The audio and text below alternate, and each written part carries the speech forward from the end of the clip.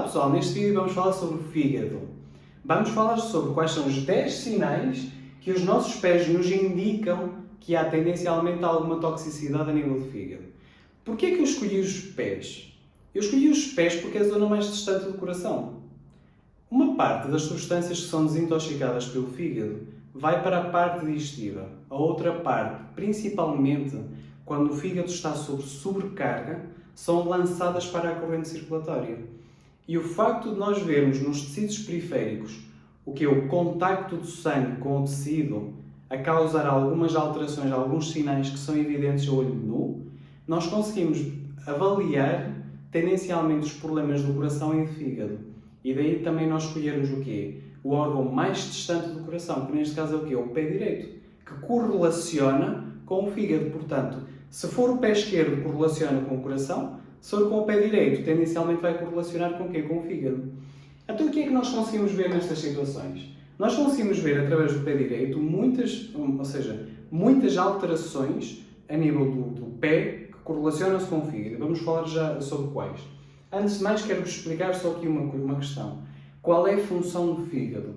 A função do fígado está envolvida na desintoxicação de compostos químicos, no fundo, que é metabolizar compostos químicos em substâncias mais solúveis, mais fáceis de eliminar, como por exemplo medicação, café, alguns químicos, alguns venenos, etc. Por outro lado, também o fígado é importante para quê? O fígado é muito importante para produzir bilis, suco biliar, para ajudar a nível da digestão e para absorver também principalmente alguns nutrientes, algumas vitaminas lipossolúveis, como por exemplo a vitamina A, a vitamina E, a vitamina D, etc. Um exemplo é, por exemplo, uma situação em que uma pessoa que tenha déficit de vitamina A, vitamina E e vitamina D e que esteja a tomar e que simplesmente as coisas não estejam a melhorar. Pode ser uma alteração a nível da produção do suco biliar e não necessariamente ser só uma questão a nível de vesícula. Outra questão que é importante é pensarmos que também o fígado participa na produção hormonal. Se o fígado participa no metabolismo do colesterol, e o colesterol é a base hormonal, nós conseguimos perceber, a partir daí, que o fígado vai ter um impacto grande na produção de hormonas, como por exemplo o fator de crescimento da insulina, que está muito ligado aqui à hormona de crescimento, à manutenção de quê? De proteína, de osso, à perda de massa gorda, etc. Por outro lado, as hormonas esteroides, ao estrogênio, à progesterona, à testosterona e também ao cortisol, à insulina. Isto é importante porque, além de produzir hormonas, o fígado também tem a capacidade de abafar algum excesso ou compensar algum déficit. Portanto, o fígado consegue controlar aqui, ter algum feedback sobre uma parte das hormonas, seja através do stress, através de um estado pré-diabético, etc. Não é o caso, por exemplo, que vemos uma situação em que a pessoa, se estiver estressada, com tendencialmente o cortisol alto, o que é que o fígado vai fazer? Vai atuar sobre a insulina, aumentando no fundo o quê? A gluconeogênese, a produção de nova glucose. Portanto, nós conseguimos perceber que as hormonas interrelacionam-se, mas que o fígado tem um papel importante nesta situação e por vezes é mesmo isso que falta para conseguirmos tratar, por exemplo, uma situação clínica. Por exemplo. Mas então, adiante. Quais são os 10 sinais que nos dizem que o nosso fígado tendencialmente está tóxico? Se nós virmos aqui algumas manchinhas nesta zona do pé, umas manchinhas que parecem brancas, como se fossem mapas ou fungos, ou pontos avermelhados ou castanhos, tendencialmente dizemos o quê? Que há problemas de circulação. Isso deve-se porquê? Porque o fígado controla uma parte dos fluidos. E quando eles não são libertados corretamente, eles acumulam-se principalmente nesta zona do pé. E parecem mesmo manchinhas brancas. Por outro lado, ligado à parte circulatória, se nós vemos, por exemplo, veias de aranhas, ou aquelas varizes que parecem mesmo aranhas esmiuçadas, isso normalmente indica realmente alterações a nível do fígado.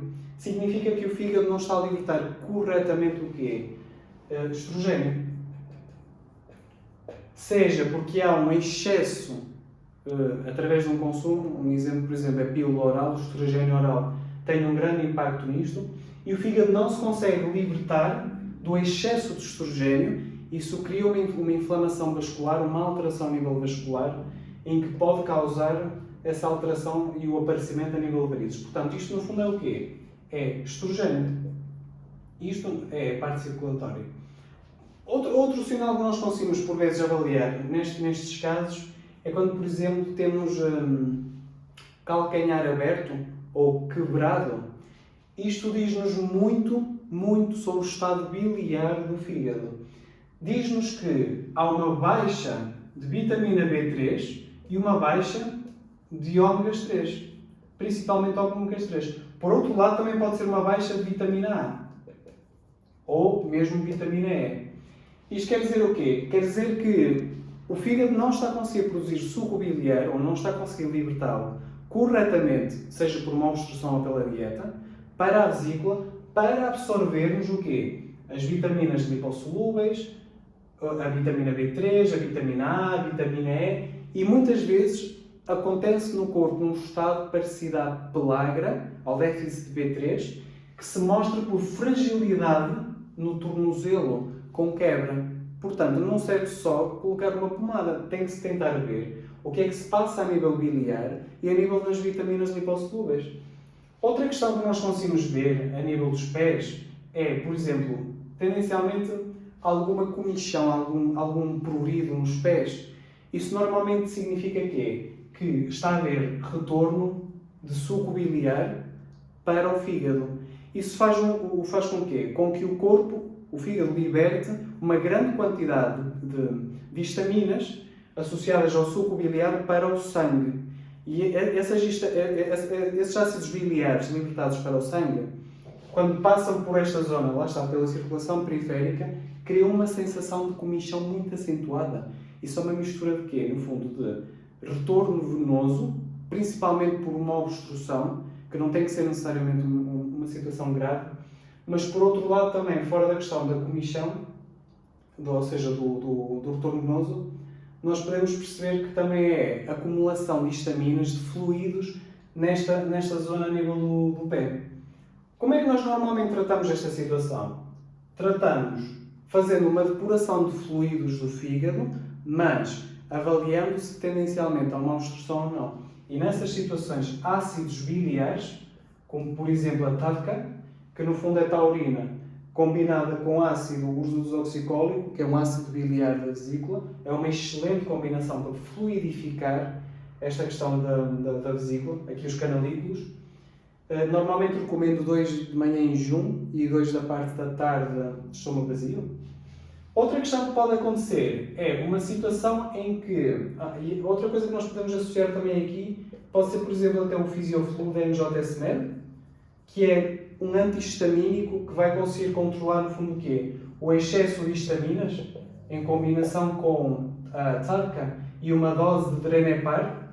Eu depois vou colocar isso nos comentários aqui, nas notas em baixo, para vocês perceberem.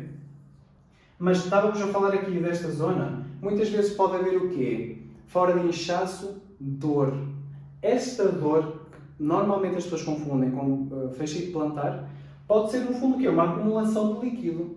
Portanto, uma sensibilidade nesta zona vai-nos sugerir o quê? Uma acumulação de líquidos a nível da parte do fígado. Outras questões que podem também haver, fora destas que eu estava a falar, é quando há um mau odor nos pés ou uma sudorese excessiva. Significa que algumas toxinas do fígado não estão a ser corretamente libertadas e são acumuladas na periferia. E daí muitas pessoas, por exemplo, terem um odor mais forte nos pés ou uma sudorese excessiva e ser um problema de fígado. Portanto, nestas situações, o que é que nós temos que fazer? Temos que depurar aqui o fígado. E, surpreendentemente, quando depuramos o fígado, a sudorese começa a atenuar cada vez mais. Outra questão que é importante é quando nós vemos, por exemplo, nas unhas, aquela tendência de uma linha branca no final, que também pode sugerir aqui os nossos problemas a nível da parte circulatória. Outras questões que nós conseguimos perceber é quando há um edema e nós pressionamos sobre o pé e parece que o pé marca o dedo. Normalmente esse edema pode estar associado aqui a um estado diabético, o que forçosamente vai estar associado também à questão do fígado, mas principalmente a esta acumulação de fluidos que eu gostava a falar aqui há um bocadinho.